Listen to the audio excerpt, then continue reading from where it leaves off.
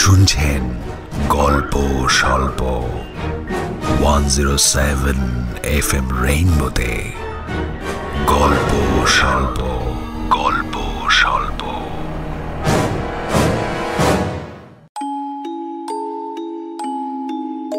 শুরু হচ্ছে গল্প ডাক বাংলো। লিখেছেন হেমেন্দ্র কুমার রায়। হেমেন্দ্র কুমার রায় 1888 খ্রিস্টাব্দে কলকাতার পাথুরিয়াঘাটা অঞ্চলে জন্মগ্রহণ করেন। তাঁর পিতার নাম রাধিকা প্রসাদ রায়। 1903 খ্রিস্টাব্দে বসুধা পত্রিকায় তাঁর প্রথম গল্প আমার কাহিনী প্রকাশিত হয়। মূলত এর ভিতর দিয়ে সাহিত্যিক হিসেবে তাঁর আত্মপ্রকাশ ঘটেছিল। তখনকার বিখ্যাত ভারতী এবং মৌচাক পত্রিকার লেখক গোষ্ঠীতে তিনি যুক্ত ছিলেন। বেশ কয়েকটি পত্রিকার সম্পাদনাও করেছেন তিনি। চলচ্চিত্রের সমালোচক হিসেবে হেমেন্দ্র কুমার রায়ের বেশ খ্যাতি ছিল। চলচ্চিত্র সমালোচনা লিখতে লিখতে চলচ্চিত্র জগতেও প্রবেশ করেন কাহিনীকার হিসেবে। গীতিকার হিসেবেও তাঁর পরিচিতি ছিল। তিনি প্রায় 1000-এরও বেশি গান রচনা করেছেন। হেমেন্দ্র কুমার তৎকালীন বিভিন্ন পত্রপত্রিকায় গল্প, কবিতা, উপন্যাস, প্রতিবেদন ইত্যাদি লিখেছেন। তাঁর রচিত গ্রন্থের সংখ্যা প্রায় 80টি। তাঁর সৃষ্ট দুঃসাহসী জুটি বিমল কুমার, গোয়েন্দা জয়ন্ত ও সহকারী মানিক, পুলিশ ইন্সপেক্টর সুন্দরবাবু, ডিটেকটিভ হেমন্ত বাংলা কিশোর সাহিত্যে বিশেষ উল্লেখযোগ্য চরিত্র হিসেবে সমাদৃত হয়েছে। তাঁর বেশ কিছু গল্প চলচ্চিত্রায়িত হয়েছিল। এর মধ্যে ছিল জকের ধন, জিঘাংসা, 150 খোকার কাণ্ড ইত্যাদি। আজ গল্প স্বল্পে শুনবেন হেমেন্দ্র কুমার রায় রচিত অলৌকিক কাহিনী ডাক বাংলো। গল্প পাঠ ও আবহ নির্মাণে অর্পণ কুমার শর্মা। গল্পে যে অলৌকিক ও অতিলৌকিক ঘটনার বিবরণ দেওয়া হয়েছে তা নিতান্তই লেখকের কল্পনাপ্রসূত। FM রেইনবো কখনোই কোনো ধরনের অলৌকিকতাকে সমর্থন করে না। শুরু হচ্ছে গল্প ডাক বাংলো।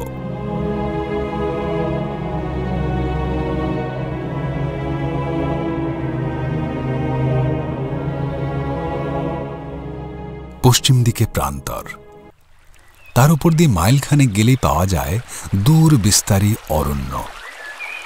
এর ওর মুখে শোনা গেল বনের ভিতরে মাইল 2 অগ্রসর হলেই একটি বড় জলাশয়ের ধারে গিয়ে পড়া যায়। সেখানে নাকি জলক্রীড়া করতে আসে বালিহাঁস ও আরও কোনো কোনো জাতের রসনারোচক পাখি। বালিহাঁসের মাংসে বৃন্দালু বানালে বড়ই স্বাদের হয়। একই শীতকাল, তাই বনে আছে গাছের ছায়া।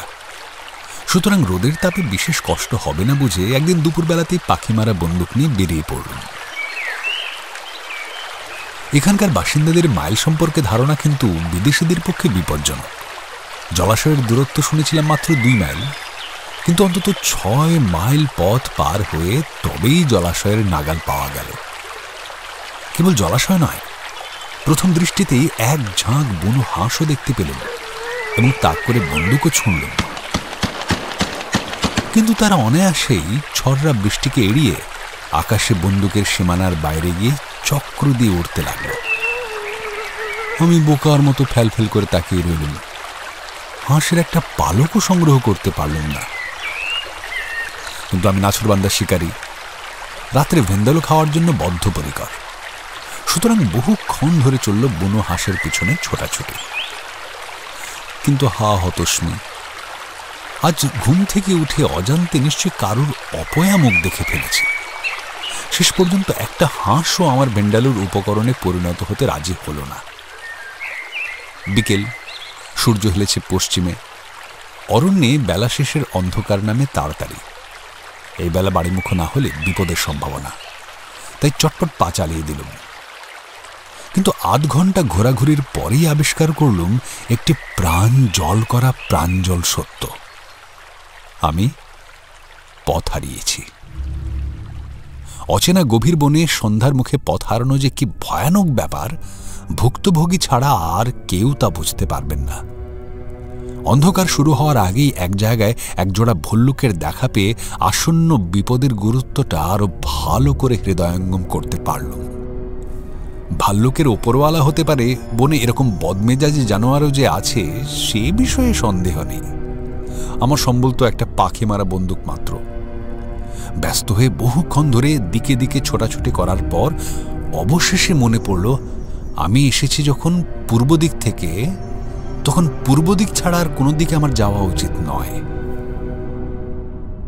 পূব দিকে মাইলখানেক পদচালনা করার পরে শহরের সন্ধান পেলুম না বটে, কিন্তু একটা রাস্তায় গিয়ে দাঁড়ালুম।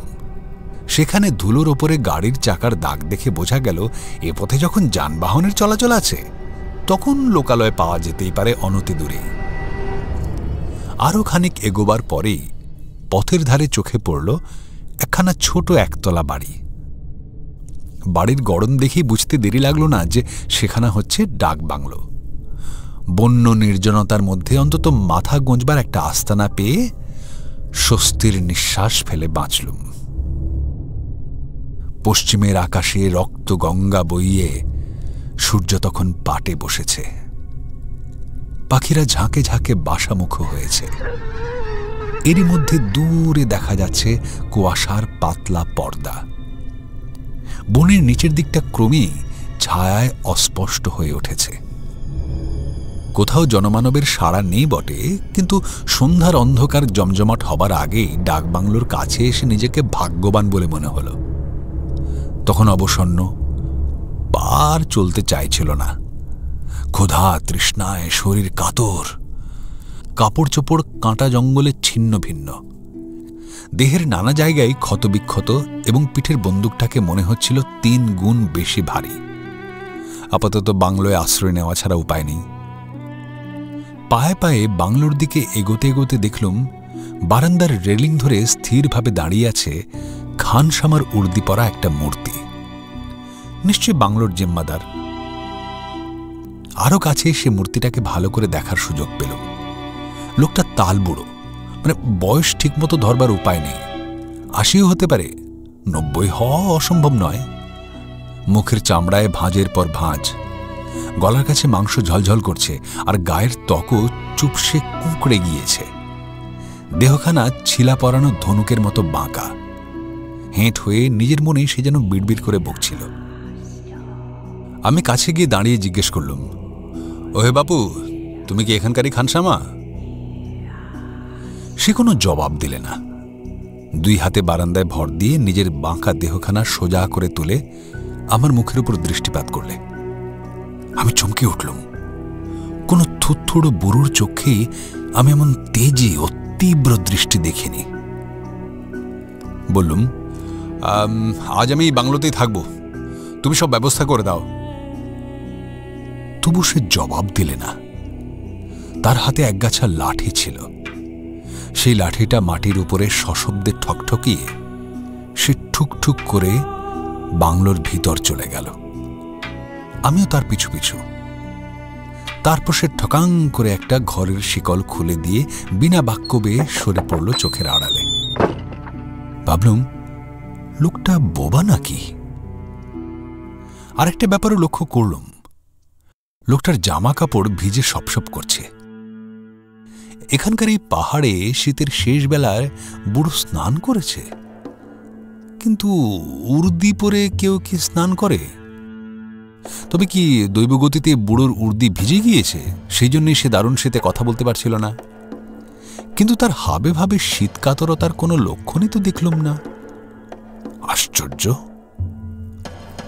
একটা ঘরের ভিতর গিয়ে দাঁড়ালুম। সে ঘর ব্যবহারের অযোগ্য। অন্তত মাসাধিক কালের সঞ্চিত ধুলো ঘরের আসবাবপত্রের ও মেঝের ওপর পুরু হয়ে জমে আছে। জানি এসব বন্য ডাকবাংলোয় অতিথিদের জনতা ভেঙে পড়ে না, কিন্তু সরকার মাইনে দিয়ে খানসামা পুষেছেন কেন? ক্রুদ্ধস্বরে ডাকলুম, খানসামা, খানসামা। 5-7 বার ডাকাডাকির পরেও কোনো জবাব পাওয়া গেল না। আমার সব বন্দোবস্ত করার জন্য বুড়ো নিশ্চয়ই বাইরে বেরিয়ে পড়েছে। কিন্তু মনে হলো কোথায় কে যেন মাটির ওপর লাঠি ঠকঠকিয়ে বেড়াচ্ছে। হয়তো বাংলোর ভিতরে আরো কোনো যষ্টিধারী লোকও আছে, কিংবা খানসামাটা হয়তো কেবল বোবা নয়, কানেও শোনে না। নাচার ভাবে পশ্চিম দিকের জানালাটা খুলে দিলুম। আলোক সম্রাট সূর্যদেব অবসর গ্রহণ করেছেন বটে, কিন্তু বনবাসী জীবদের কাছে জ্যোৎস্নার আশীর্বাদ বর্ষণ করবার জন্য প্রতিপদের চাঁদ আরেকটু পরেই আত্মপ্রকাশ করবেন। দিনের পাখিরা বাসায় ফিরে গিয়েছে। ছায়ামলিন আকাশের গায়ে একে একে দেখা দিতে শুরু করেছে পেঁচা ও বাদুড়। খানিক তফাতে আবছায়ার ভিতর দিয়ে জঙ্গলের আরো ঘন অন্ধকারের মধ্যে গা ঢাকা দিলে বোধহয় একদল হায় নাই। বনস্পতিদের আর্তনাদের মতো মর্মর ধ্বনি ছাড়া কোথাও আর কোনো শব্দ নেই। এ যেন অমানুষের দেশ। বাংলোর হাতার ভিতরেই রয়েছে একটা ইঁদারা। জলাভাবে গলা তখন শুকিয়ে কাঠ হয়ে গিয়েছিল। ইঁদারা দেখেই তৃষ্ণা যেন দ্বিগুণ হয়ে উঠল। অনুপস্থিত খানসামার মুখাপেক্ষা না করে নিজেই ঘর থেকে বেরিয়ে সাগ্রহে ছুটে গেলাম ইঁদারার কাছে। ইঁদারার পাশেই ছিল দড়ি বাঁধা বালতি। বালতিটা তুলে নিয়ে ইঁদারার গহ্বরে দৃষ্টিপাত করলাম এবং সঙ্গে সঙ্গে দারুণ আতঙ্কে বিদ্যুৎ স্তম্ভিতের মতো দাঁড়িয়ে পড়লাম। কোথাও কেউ নেই। নিজের দেহের কোনো জায়গাতেও কারুর স্পর্শ অনুভব করলাম না, কিন্তু চুম্বক যেমন অদৃশ্য আকর্ষণে লোহাকে টেনে নেয়, ঠিক সেইভাবেই কোনো অদৃশ্য শক্তি যেন আমাকে হঠাৎ ইঁদারার ভিতরে সজোরে টেনে নেওয়ার চেষ্টা করলে। হতভম্বের মতো চারিদিকে ফিরে ফিরে তাকাতে লাগলুম। না, সামনে পিছনে বাঁয়ে ডাইনে কেউ কোথাও নেই। তবে তবে এ কি আমার মনের ভ্রম? আবার ইঁদারার ভিতরে উঁকি মারলুম এবং আবার সেই অসম্ভব ভয়াবহ আকর্ষণ। এবার রীতিমতো জোর করে সে অদৃশ্য শক্তির আকর্ষণ থেকে নিজেকে ছিনিয়ে নিতে হলো। সারাদিন রোদে রোদে ঘুরে ঘুরে আমার মাথা কি তবে বিগড়ে গেছে? আমি কি তবে পাগল হয়ে যাচ্ছি? আর ইঁদারার কাছে দাঁড়াতে ভরসা হলো না। তৃষ্ণার কথা ভুলে দ্রুত পদে সোজা বাংলোর ভিতরে ফিরে এলুম। মনের ভুলে কে পাতালে প্রবেশ করতে চায়? বাইরেটা ঝাপসা হয়ে এসেছে। ঘরের ভিতরে ঘন হয়ে উঠছে অন্ধকার। কি মুশকিল, এখনো বুড়োর দেখা নেই। আর যে আলো না জ্বালালে চলে না। আচমকা বাইরে থেকে একটা কুকুর তার স্বরে চিৎকার করে উঠল। সে যে কি মর্মন্তুদ অথচ বিভৎস চিৎকার, ভাষায় তা বোঝানো যাবে না। জানালার কাছে গিয়ে দেখি ইঁদারার উঁচু পাড়ের উপর একটা কুকুরের অস্পষ্ট মূর্তি। আকাশের দিকে মুখ তুলে সে এমন একটানা আর্তনাদ করছিল যে কেঁপে কেঁপে উঠছিল যেন চারিদিক। সেই বিশ্রী ক্রন্দনের অপার্থিবতায় আমার বুকটা কি এক অমঙ্গলের আসনায় ছ্যাঁত ছ্যাঁত করতে লাগলো। এমন সময় তড়াম করে ঘরের দরজাটা বন্ধ হয়ে গেল। ছুটে গিয়ে দরজা ধরে অনেক টানাটানি করলুম, কিন্তু কিছুতেই খুলতে পারলুম না। মহাক্রুদ্ধ হয়ে চিৎকার করে বললুম, কে দরজা বন্ধ করেছো? শিগগির খুলে দাও, শিগগির খুলে দাও। আমার সঙ্গে চালাকি করো না, আমার কাছে বন্দুক আছে। কিন্তু দরজা খুলল না। আচম্বিতে ঘরের ভিতর যেন তুষার বৃষ্টি শুরু হলো। হাড়ে হাড়ে জাগলো কাঁপুনি। এইসব কি? আজকে এখানে সম্ভব অসম্ভবের ব্যবধান ঘুচে গিয়েছে। এবারে যে ভয় পেলুম তা অস্বীকার করতে পারবো না। ঘর তখন অন্ধকার। একটুখানি আলোর আভাস ছিল কেবল জানালার কাছে। শিউরেতে শিউরেতে পায়ে পায়ে জানালার দিকে এগিয়ে গেলুম।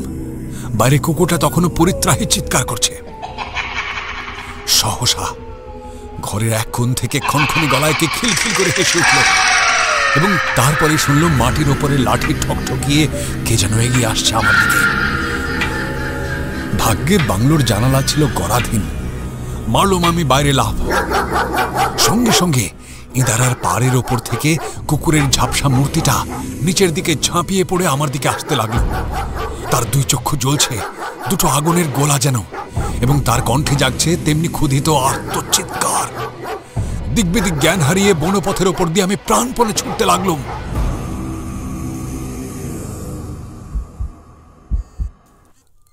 পরে শহরের এক পশ্চিমা বিশেষজ্ঞের মুখে শোনা গেল মাস কয়েক আগে ওই ডাকবাংলোর খানসামা দৈব দুর্বিপাকে ইঁদারার জলে পড়ে যায়। এবং সঙ্গে সঙ্গে তার প্রভুভক্ত কুকুরটাও জলে ঝাঁপ দেয়। তাদের কেউ বাঁচেনি। সেই থেকে ওই ডাকবাংলোর বদনাম হয়েছে। ওখানে ভয় আর কেউ বসবাস করে না। কিন্তু এসব হচ্ছে বাজে কথা। আমার বিশ্বাস ডাকবাংলোর খানসামাটা উন্মাদগ্রস্ত এবং ইঁদারার অদৃশ্য আকর্ষণ, ঘরের ভিতর তুষার বৃষ্টি ও কুকুরের চোখের আগুন, এসব হচ্ছে আমার ক্ষুধার্ত, তৃষ্ণাকাতর এবং রৌদ্র ও পথভ্রমে শ্রান্ত দেহের জন্য মনোবিকারের প্রতিক্রিয়া মাত্র। হ্যাঁ, তবে আমার ধারণাটা সত্যি কিনা পরীক্ষা করার জন্য আর কোনোদিন ওই ঘটনাস্থলে যাওয়া হয়নি আমার।